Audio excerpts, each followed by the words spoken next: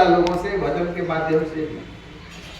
क्या होता है, कुछ भी अगर ज्यादा खा लेंगे तो अपच हो जाएगा, और कम खाएंगे तो आगे खाने का इच्छा होगा। ये हमारा मस्तिष्क भी उसी प्रकार का। इस मस्तिष्क में जितना कम डालेंगे वो थोड़ा सा रहेगा, अगर ज्यादा डालेंगे तो कुछ भी नहीं रहेगा। सीधा बात एक जानती है, ज्यादा बात करने की आवश्यकता नहीं है। यहाँ जो लड़का और लड़की जिसका शादी नहीं हुआ, या जो बच्चा है जो पढ़ने के लिए जाता है, वो थोड़ा एक दो थोड़ा इधर आगे आ गई, मेरे पास यहाँ आगे बताइए। कोई लड़का जिसका शादी नहीं हुआ, कोई है? तुम है इधर, पीछे लड़का बैठा हुआ, तुम इधर आओ।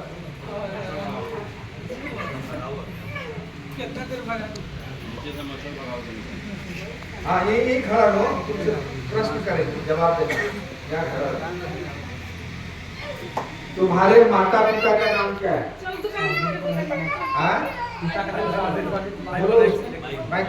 घूम जा बाबू, ऐसे घूम जा। माता पिता का नाम बताओ। पिता का नाम श्री सारी पंडित, माता का नाम मालती देवी। हम कहते हैं जो नहीं है, गलत बात है, कैसे प्रमाण करोगे? तो कैसे समझाने यही मेरा माता पिता है, कैसे प्रमाणित करोगे बताओ? ऐसे तुमको मालूम है वो जन्म से ही हमको बताया गया है। कैसे आ गया? भगवान आके कान में फूट किया था तुमको? नहीं, ये तुम्हारा माता है, ये तुम्हारा पिता है। जन्म से साथ है तो कौन बोला यही तुम्हारा पिता है? कौन बोला? कौन आया था बोलने के लिए? जवाब दो। सुनते सुनते बचपन में अचानक बताया कि ये आपकी माता है। किससे सुना? फर्स्ट किसी से तो सुना होगा ना? किससे सुना तुम? बचपन में उतना याद नहीं रहता है। हाँ? बचपन का बात में याद नहीं रहता है। याद नहीं रहता है। ये कैसे प्रमाणित करेगा कि यही मेरा माता पिता है? कैसे प्रमाणित? हम बोलते हैं ये तुम्हारा माता पिता नहीं, कैसे प्रमाणित होगा ये बताओ? प्रमाणित करो, यही मेरा माता पिता है, प्रमाणित करना पड़ेगा ना। हम कहते हैं ये तुम्हारा माता पिता नहीं, प्रमाणित करो। कैसे प्रमाणित करो?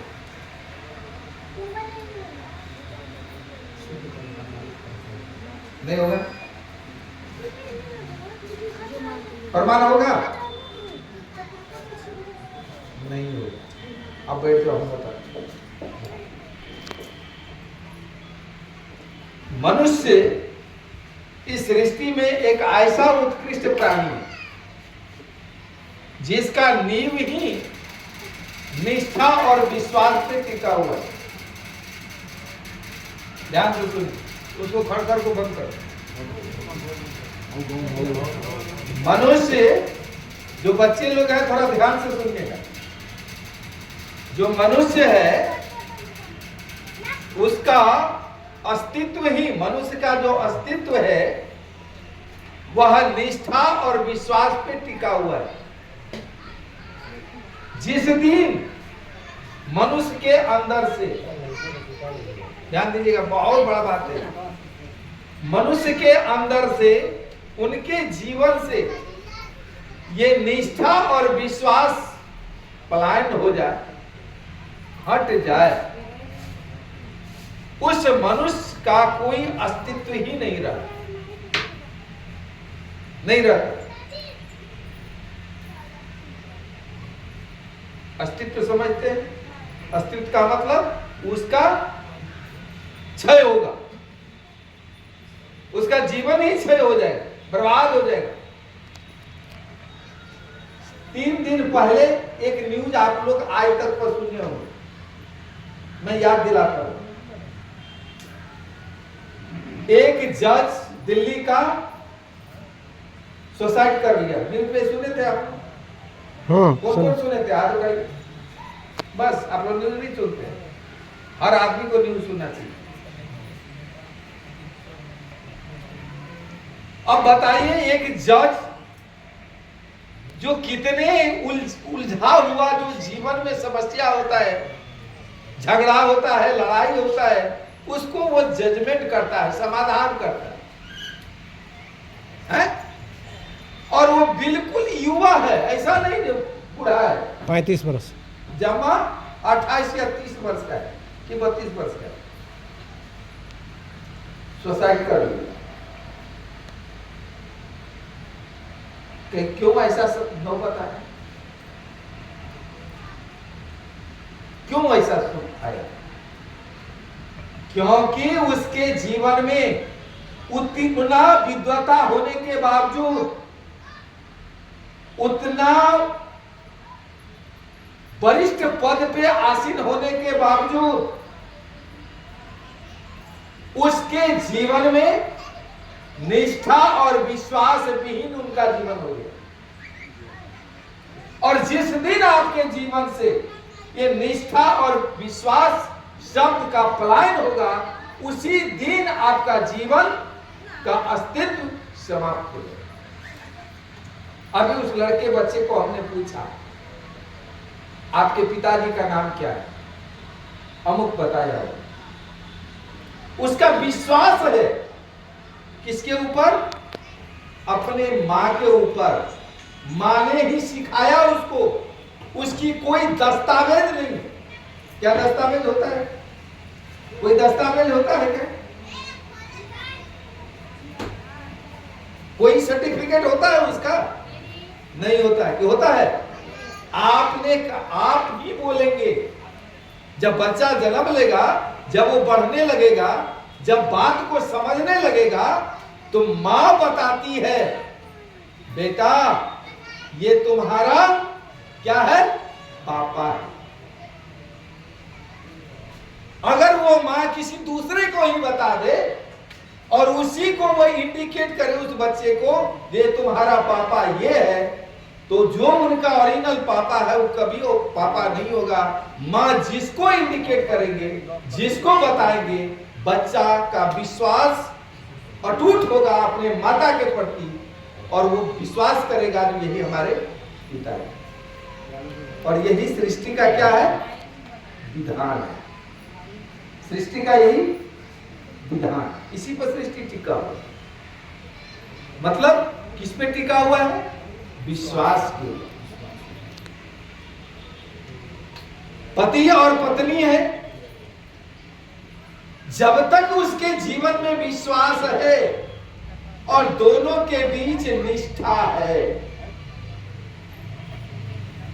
तब तक ये दोनों संबंध मधुर होता है। जिस दिन पति पत्नी के बीच निष्ठा विहीन जीवन हुआ, पति की निष्ठा पति में नहीं, पति का निष्ठा पत्नी में नहीं, पत्नी का निष्ठा पति में नहीं, अगर जिस दिन वो निष्ठा विहीन हो जाए, और जब निष्ठा विहीन होगा तो अविश्वास का उद्गम होगा। पहले निष्ठा विहीन होता है, उसके बाद अविश्वास का उद्गम होता है। जब अविश्वास का उद्गम हो जाएगा, उसी समय दोनों में या तो डाइवोर्स होगा, या तो दोनों में से किसी एक का या दोनों का जीवन लीला समाप्त हो। ये हर जगह लागू होता है, चाहे पिता पुत्र का संबंध हो, चाहे पति पत्नी का संबंध हो, चाहे भाई भाई का संबंध हो, चाहे सामाजिक संबंध। इसलिए सत्संग जो जी हम लोग करते हैं, इसका नाम है मैन मेकिंग इंडस्ट्री, मनुष्य का निर्माण। देखने में हम सभी मनुष्य हैं, तो फिर कैसा मनुष्य का निर्माण? मनुष्य का कैसा का निर्माण? मनुष्य कैसा होना चाहिए? एक छोटा सा और उदाहरण देते हैं। एक कमिश्नर साहब, नाम नहीं लेंगे, वो भी न्यूज पे आया था, इससे पहले भी हम कभी बताए। उसको 7 बेटी, कितना? 7, और 7 बेटी क्या? IAS officer. उससे भी बड़ा कोई पद होता है क्या भारत में? सबसे उच्च ओहदा पद माना जाता है। और उसको अरबों की संपत्ति, पहले का और अपने कमिश्नर में संपत्ति को कमी नहीं, लेकिन जब कमिश्नर साहब शरीर को छोड़ दिए तो सारा बेटी आएगा ना, खबर होगा पिता भाई। ठीक, जब सब आ गया तो दाह संस्कार के लिए अब चला, घाट पे पहुंचा। यहां दाह संस्कार की प्रक्रिया चालू हो रहा है,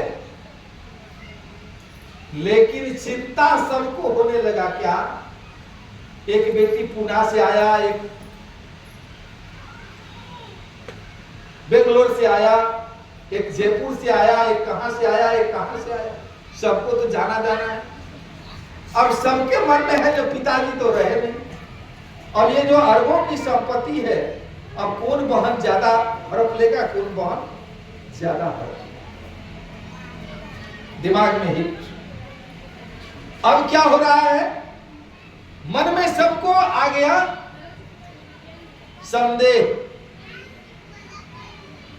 संदेह मनुष्य के जीवन को धूमिल कर देता, मनुष्य के जीवन को बर्बाद कर देता है।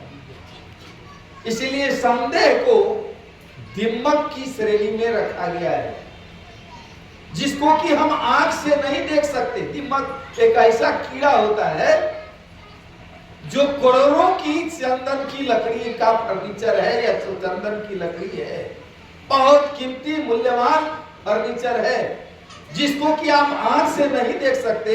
वह संदेह रूपी दिम्मक, अगर दिम्मक उस चंदन की लकड़ी में प्रवेश कर गया तो करोड़ों का वह फर्नीचर अस्तित्व विहीन हो जाता है, भूसा बन जाता है, उसकी संरचना मिट्टी में मिल जाती है।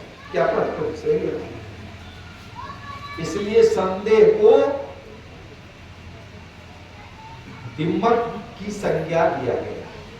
मनुष्य के जीवन में कभी संदेह नहीं होना चाहिए।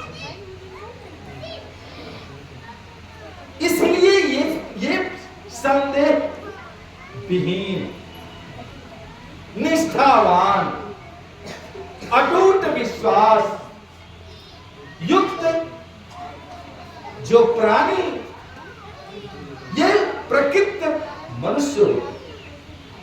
तो मनुष्य तो है, लेकिन हमें प्रकृत मनुष्य बनाने की ये अभियान है। ये जो सत्संग है, सत्संग क्या है? प्रकृत मनुष्य का निर्माण।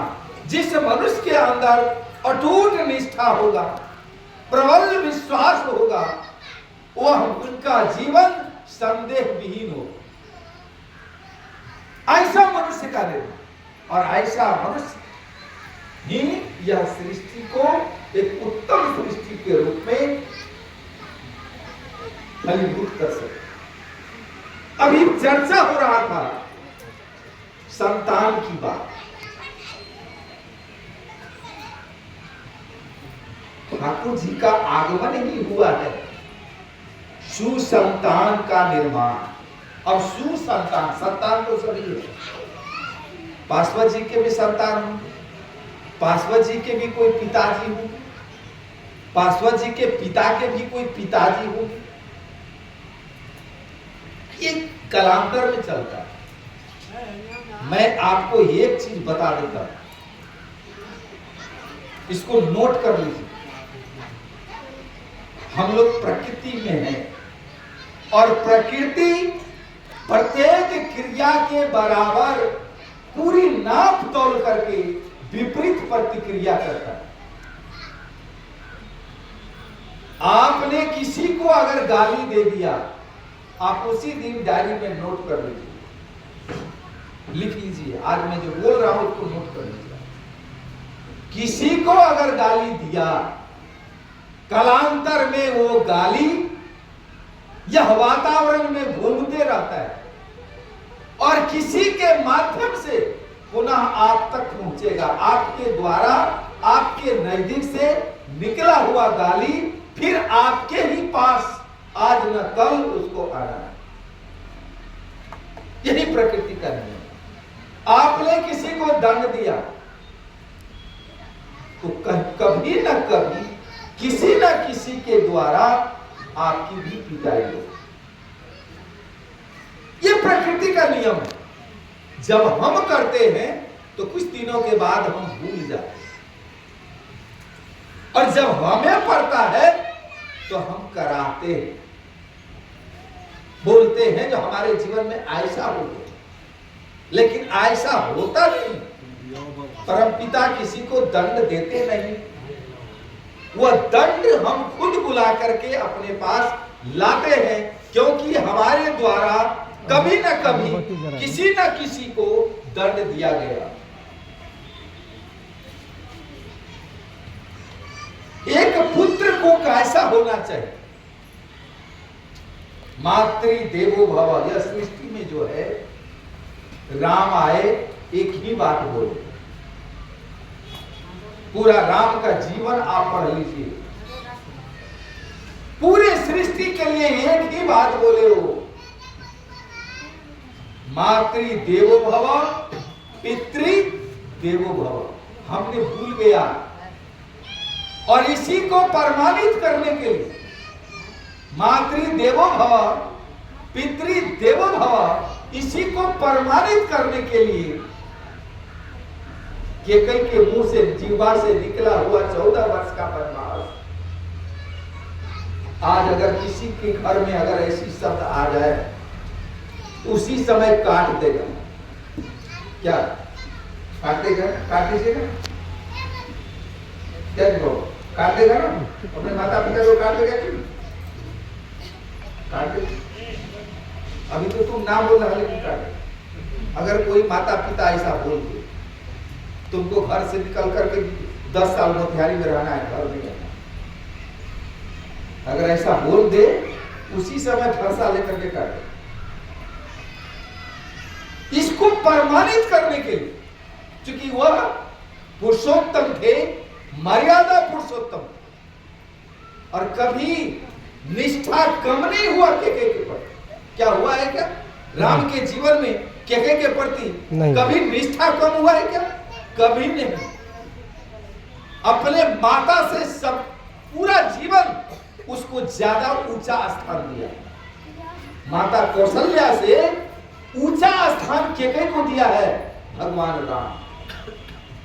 बस इसी को प्रमाणित करने के लिए जो मातृ देवो भव, बत्ती जरा तो बत्ती ऐसा निकला बत्ती जो राम को 14 वर्ष का वनवास, वो 14 वर्ष तक अपनी नव विवाहित माता सीता को लेकर के, जो जिसका पैर कभी जमीन पर नहीं रहा था, उसको लेकर के लक्ष्मण को साथ, उसका क्या करोगे आप लोग? बैठिए ना, छोड़ दीजिए। चल दिया। किसके लिए चल दिया? कहानी सुने, लेकिन वो कहानी मनुष्य के लिए क्या दिया? राजा दशरथ के मुंह से निकला राम के लिए 14 वर्ष का वनवास। केके के द्वारा किसके मुंह से निकला? राजा दशरथ के मुंह से निकला। लेकिन क्या राम के जीवन में कभी आपने अपने पिता के प्रति अश्रद्धा का भाव देखे हैं, अनुभव किए हैं? कभी किए हैं? नहीं किए।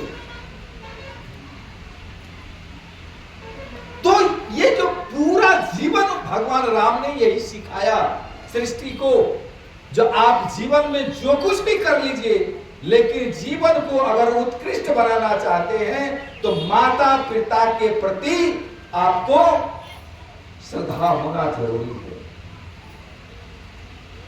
ठाकुर जी बोलते हैं, एक संतान को कुछ नहीं चाहिए।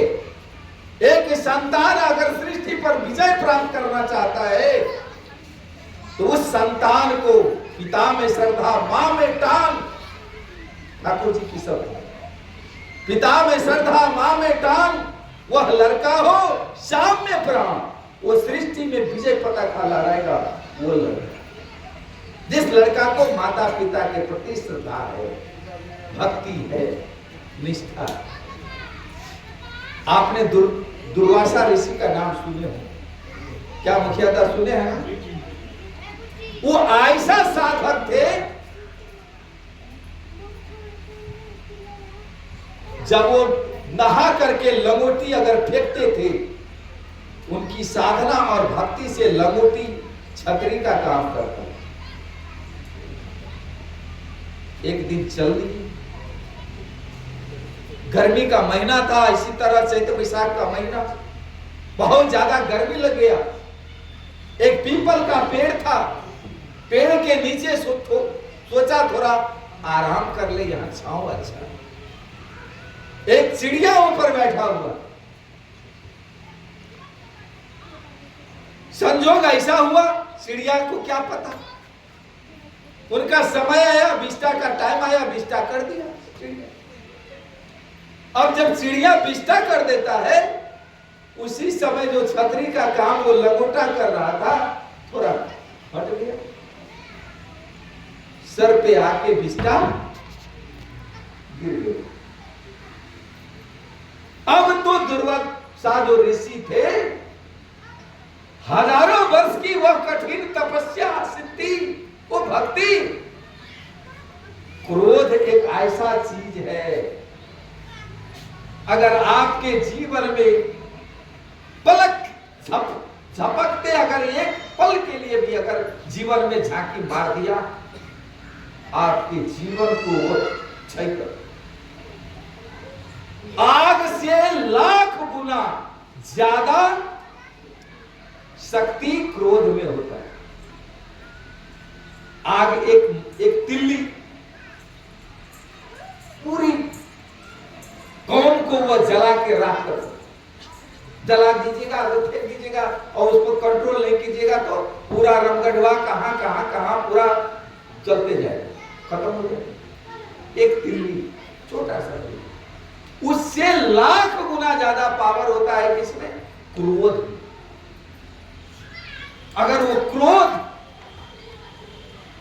जिस परिवार में आते रहता है, जिसके जीवन में आते रहता है, चाहे वो पति पत्नी का जीवन हो, चाहे पिता पुत्र का जीवन हो, चाहे भाई भाई का जीवन हो, चाहे पड़ोसी पड़ोसी का जीवन, तो समझ लीजिए, नोट कर लीजिए, वह समाज का भी पतन, उस परिवार का भी पतन, उस दाम्पत्य जीवन का भी सर्वनाश। ये अकाट्य सत्य। तो फिर दुर्वासा ऋषि कैसे वंचित रहे? वो कैसे वंचित हुए? जब वो क्रोध, जब विष्टा गिरा, अंदर से वो क्रोध भड़का। अब ये हजारों वर्ष की तपस्या देखिए, सब बेकार हो। ऐसे सर उठा करके देखता है, अरे कौन ऐसा है, अभी रुको। जब सर उठाया तो क्रोध निकलता कहां से है पता है? आपके भीतर जब क्रोध का उद्गम होगा तो वो कैसे निकलेगा, कहां से निकलता है? अमलेशदा, क्रोध कहां से निकलता है बताइए? कहां से निकलता है? समझे ना? क्रोध कहां से निकलता है? नहीं, प्रैक्टिकल कीजिएगा, देखिएगा, नजर रखिएगा। क्रोध का जो निसर्ग होता है वो मनुष्य के आंख से होता है।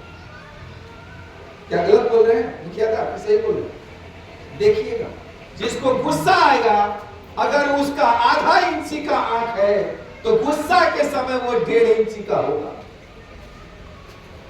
प्रैक्टिकल कीजिए, आंख बड़ा हो जाएगा, लाल हो जाएगा। क्या गलत बोल रहे हैं? सही बोल रहे हैं। आंख से ही क्रोध का विसर्ग होता है, बाहर निकलता है। क्योंकि वो तो अग्नि है, उसका काम है जला देना, राख बना देना। वो अग्नि है, वो निकलता है आंख से। जब दुर्वासा ऋषि के अंदर की जो क्रोध है जब आंख से निकला तो पक्षी पे पड़ा, वो पक्षी राख हो। क्या हो गया? राख हो। ये बहुत ही शिक्षाप्रद ये प्रसंग है। आजकल के संतान कहता है, अरे हमको माता पिता की क्या जरूरत है, हम अपने पैर पर खड़ा हो गए, हम अपने पैर पर खड़ा हो गए।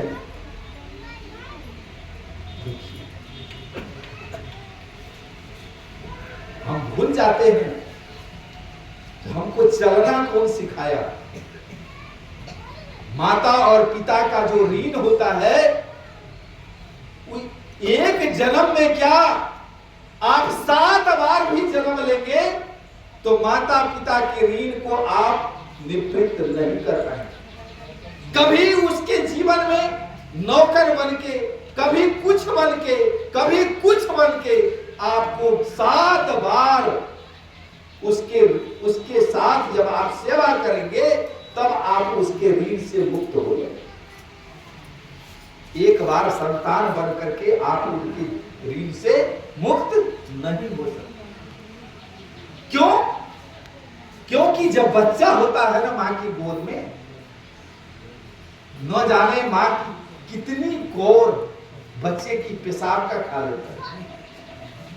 होता है ना मां ऐसा, खाना लेकर के बैठे, गोद में बच्चा है, रो रहा है, गोद में ले लिए, बच्चे को पेशाब लगा, पेशाब कर दिया, थाली में ही चला। लेकिन मां को खेलना नहीं लगता, मां को खेल नहीं लगता।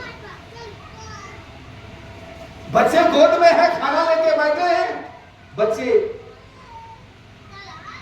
बिस्तर कर देते हैं, मां को गर्द नहीं लगता। पिता के गोद में वह बच्चा है, अभी कपड़ा पहन करके निकले, कहीं पार्टी में जाना है, बच्चे पेशाब कर दिया, उस बच्चे को पति पाता को पिता को क्रोध नहीं आता, घृणा नहीं आता। ये जो संबंध है माता और पिता और संतान का, ये कितनी प्रबल है। जब दुर्वासा ऋषि कुछ आगे बढ़ा तो एक दरवाजे पर गया, उसे प्यास लगा, देखा ऊपर पताका लहरा रहा है सनातनी का। सोचा जो ये अच्छा भक्ति वाला परिवार है, इसके यहां जाएंगे तो कम से कम कुछ खाने को अच्छा मिल जाएगा और पानी पी लेंगे। क्योंकि इतना साधक है दुर्वासा, कहीं तो नहीं खा लेगा। लेकिन जब सनातनी झंडा देखा तो लगा जो ये भक्त परिवार, उसके यहां गया और पुकारता है वो। ध्यान दीजिएगा, जो छोटे छोटे बच्चे हैं उसके लिए भी बोल रहा हूं।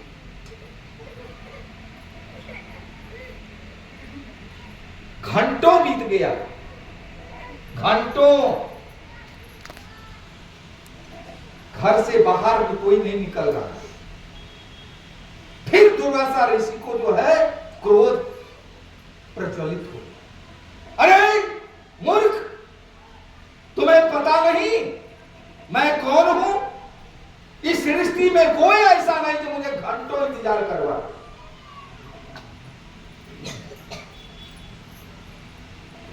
जब ये क्रोध इसका प्रज्वलित हुआ तो अंदर से एक लड़का, वो पीछे जो खड़ा है, पता नहीं नाम तो नहीं जानते, ऐसा ही एक लड़का भीतर से,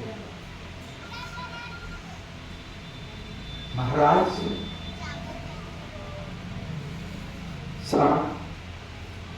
10 मिनट और 10 मिनट के बाद मैं आपकी सेवा में हाजिर हूं। बोले नाबोध बालक, तुम्हें पता नहीं मैं कौन हूं? इस सृष्टि में कोई ऐसा नहीं जो मुझे घंटों इंतजार कर रहा। तुम मूर्ख, ऐसे बात करते हो? बोले महाराज मैं आपको जानता हूं, आप वही है ना जिसको देखने से चिड़िया जड़ के भस्म हो गए। आप तो वही है ना। मैं वो चिड़िया नहीं जिसको आप देखेंगे और हम जल के भस्म हो जाएंगे। अब तो इसको लगा झटका, दुर्वासा ऋषि को लगा झटका। अरे भाई, हजारों हजार वर्ष की मेरी साधना सिद्धि तपस्या, मैं जब चिड़िया को देखा और चिड़िया राख बना, वहां तो केवल मैं था और चिड़िया। तीसरा तो वहां कोई नहीं था। इसको कैसे पता, इसको कैसे पता जो मैं चिड़िया को देखा और चिड़िया राख हो गया? जरूर ये कोई सिद्ध पुरुष जो हमसे भी बड़ा है, हमसे भी ज्यादा सिद्धि इसके पास है, जरूर ये कुछ है। जरूर थोड़ा सा ये बात उसके दिमाग में आया तो क्रोध जो है वो एकदम पानी बैठा। 10 मिनट के बाद वो लड़का आया, पैर धो पानी लेकर के पैर पखाला, जो जो उसकी डिमांड हुआ, जो जो हुआ सारा सेवा सत्कार करने लगा। तब प्रेम से दुर्वासा मुनि पूछते हैं उस बालक से, अच्छा बालक ये तो बताओ तुम क्या सिद्धि करते हो? बोले महाराज मेरे जीवन में तो कुछ भी सिद्धि नहीं। क्यों? मेरे बाल्यकाल में ही मेरे पिताजी लकहरा थे। एक दिन लकड़ी काटने गए, लकड़ी का टुकड़ा छिटका, आंख में लगा, दोनों आंख अंधा हो गई। कुछ दिन के बाद हमारी माता दूसरे के यहां चौका बर्तन में जा रही थी, फिसल गई, गिर गई, सर में चोट लगा और उनका भी दोनों आंख चला गया और पैर भी लंगड़ी हो गई।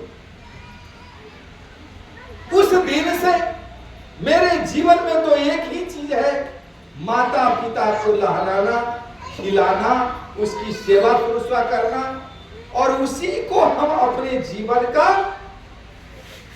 सारे भक्ति मैं उसी में समर्पित कर, और हमारा जीवन में कुछ नहीं। जो भी कमा के थोड़ा सा टाइम होता है ला करके माता पिता की सेवा में निरंतर लिप्त रहते। अब तो दुर्वासा मुनि को लगा